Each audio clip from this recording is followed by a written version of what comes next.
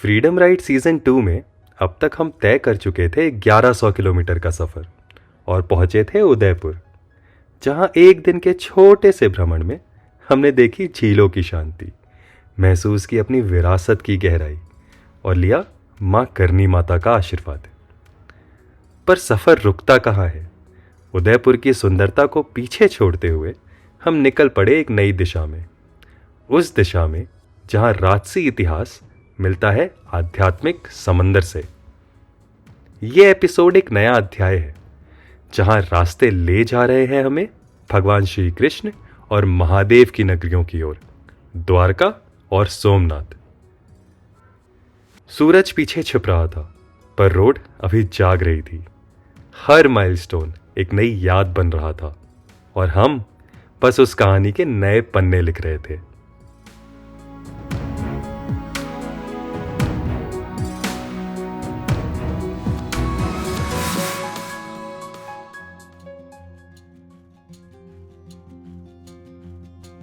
पिछले एपिसोड के एंड में उदयपुर से देर शाम निकलकर हम पहुंचे राजस्थान गुजरात बॉर्डर के पास।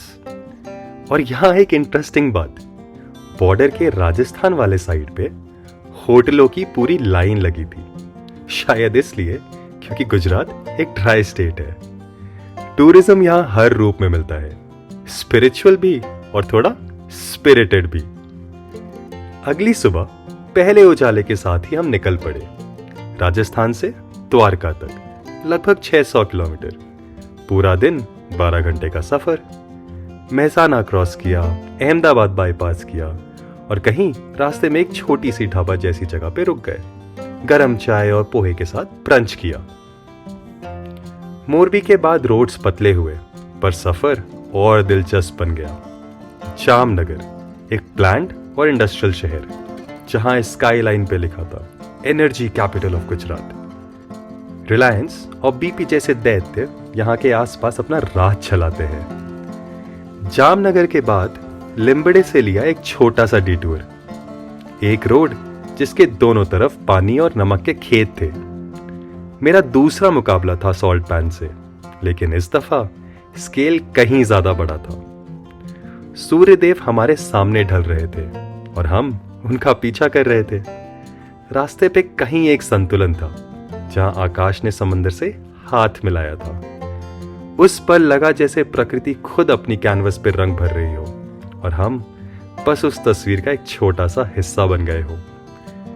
शाम को रंगों के बीच हम पहुंच गए द्वारकाधीश की नगरी, जहां समंदर भी प्रार्थना करता है और हवाओं में भी एक शांति सी महसूस होती है।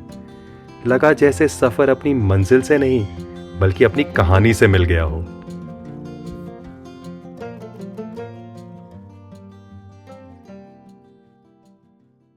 द्वारका में हमारा होटल बुक था, मगर अभी we didn't need the coziness of the bed.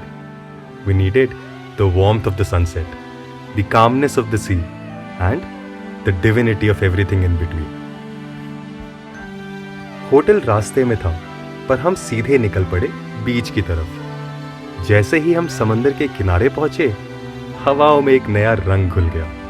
पिछले 3 दिनों का सफर थकान छोड़ गया था, पर जैसे ही वेस्टर्ली विंड्स चेहरा छूकर गुजरी, सारी थकान हवा हो गई। उस पर लगा जैसे वक्त यहीं रुक गया हो। किनारे के पास कुछ पुराने मंदिर समंदर की हवा में भीग रहे थे और हम घूम रहे थे गोमती नदी के किनारे, जहां ये मिलती है अनंत अरब सागर से। हर लहर हमारे सफर की यादों को छूकर लौट जाती थी। अगस्त का महीना था, भारत के पश्चिमी किनारे पर दिन लंबे थे, तो हमने देखा सुदामा सेतु, गोमती पर बना वो सुंदर पुल जिसके उस पार कैमल राइड्स, स्कूबा डाइविंग जैसे रूप बसते हैं। पर हम उन सब के लिए नहीं आए थे। हम आए थे उन पलों को महसूस करने जो शोर, थकान और दुनिया से परे है। शाम ढलती गई और हम चल दिए द्वारका के पुराने बाजारों से गुजरते हुए। पतली गलियां, घंटी की आवाज और ऊपर से आरती के गीत। और तब हम पहुंचे द्वारकाधीश मंदिर, जहां हर कोना एक कहानी कहता है और हर धुन एक प्रार्थना बन जाती है।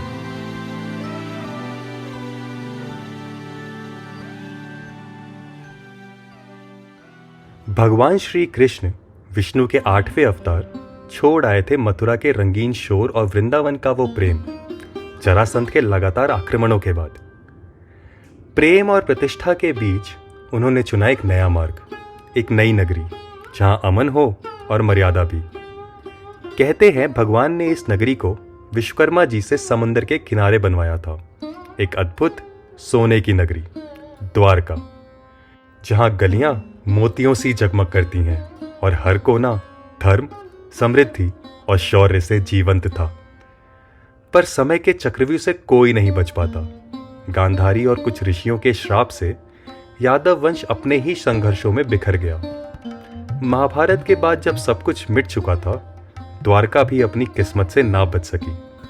भगवान श्री कृष्ण ने मानव रूप त्याग दिया और अरब सागर ने इस नगरी को दोबारा अपने आंचल में ले लिया। आज भी समंदर की लहरों के नीचे उस हर शिला में कृष्ण की कहानी बसती है। वैज्ञानिक आज भी गहराइयों में जाकर लॉस्ट सिटी ऑफ द्वारका के निशान ढूंढते हैं। आज के इस आधुनिक शहर के बीच स्थित है द्वारकाधीश मंदिर, समय और आस्था का जीवंत प्रमाण। समय के सामने खड़ा ये मंदिर जैसे कह रहा हो, समय बदल गया पर श्रद्धा अब भी उतनी ही गहरी है। यहां भगवान की पूजा होती है एक राजा के रूप में, इसलिए उनका नाम है द्वारकाधीश। मंदिर के शिखर पर लहराता है 52 गज लंबा ध्वज, सूर्य और चंद्र के चिन्हों से अलंकृत। कहते हैं जब तक सूर्य चंद्र रहेंगे तब तक कृष्ण का राज बना रहेगा। दिन में 5 बार बदला जाता है यह ध्वज, एक शानदार, पवित्र और अनुष्ठानिक विधि के साथ। शाम के करीब 7 बजे जब हमने ध्वजारोहण देखा, हवा, समंदर और शंख की धुन एक साथ गूंज उठी। वो दृश्य सिर्फ आंखों से नहीं, दिल के अंदर महसूस होता है। समुंदर की लहरों के बीच द्वारकाधीश मंदिर एक जीवित कहानी है, हमारी आस्था, हमारी पहचान और हमारे इतिहास का प्रतीक।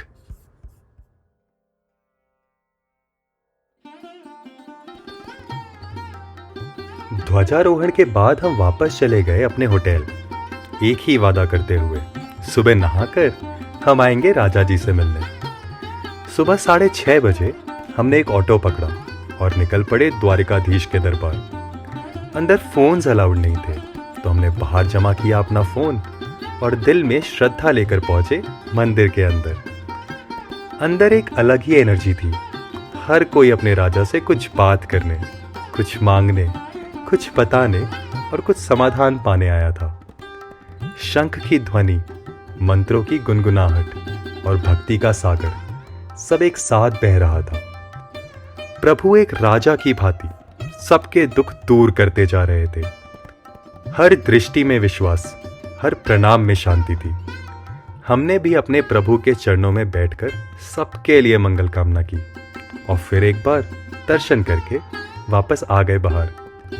उस पल लगा जैसे समय रुक गया हो, सिर्फ भक्ति और प्रेरणा बाकी हो।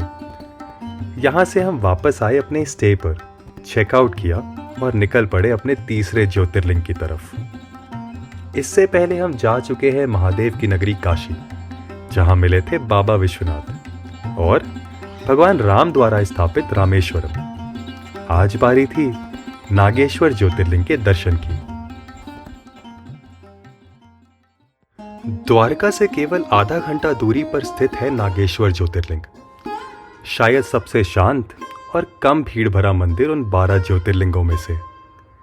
पर शायद वही उसकी खूबसूरती थी, कम शोर, सादा शांति।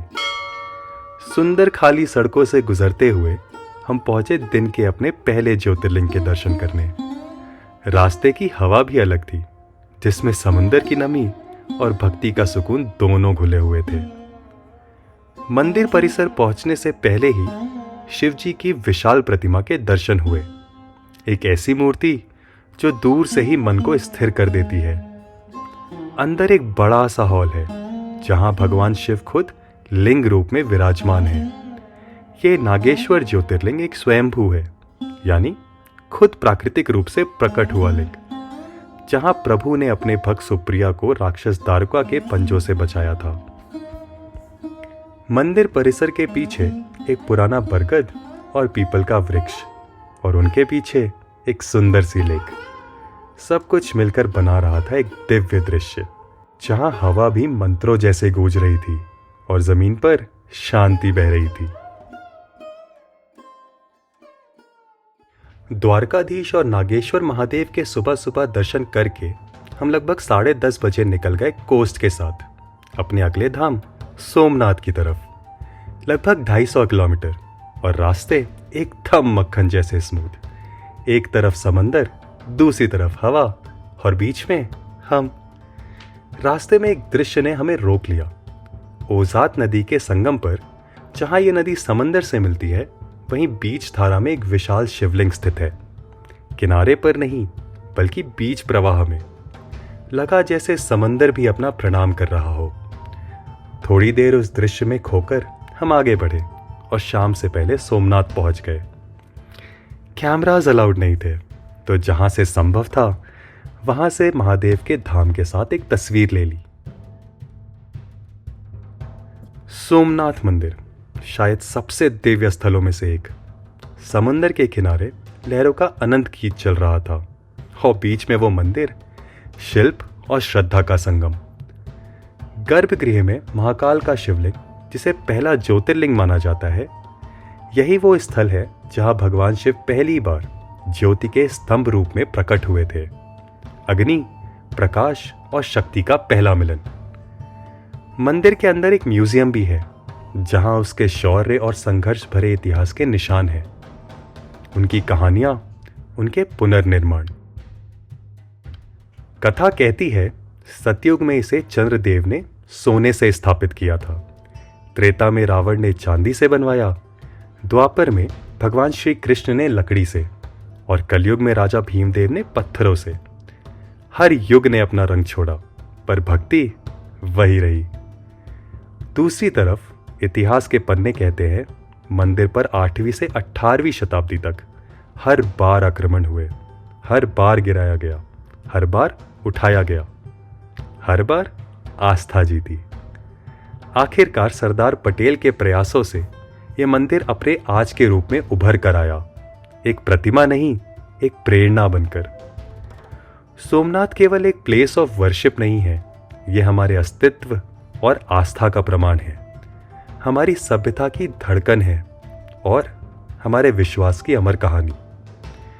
यहां समंदर के साथ हवा भी कह रही थी, जो मिट गया वो भी यहां पुनः जन्म ले लेता है। लखनऊ से उदयपुर और फिर उदयपुर से द्वारका दोनों ही थका देने वाले थे। 10 अगस्त हमारे दोस्त शायंतन और वैष्णवी बेंगलुरु से उड़ान भर रहे थे सूरत के लिए, ताकि ट्रिप के बाकी हिस्से में हमारे साथ जुड़ सके।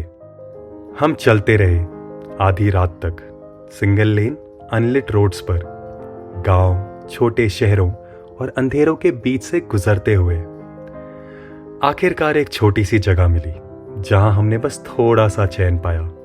और इसी के साथ हमने बंद की अपनी गुजरात की ये पूरी कहानी।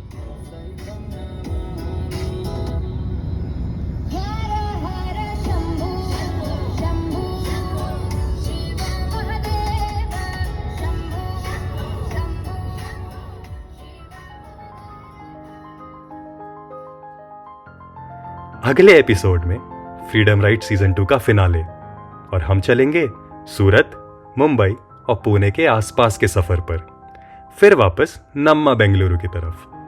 तो बने रहिए साथ दोस्तों, क्योंकि ये सफर अभी पूरा नहीं हुआ है, अभी तो आजादी की असली राइड बाकी है।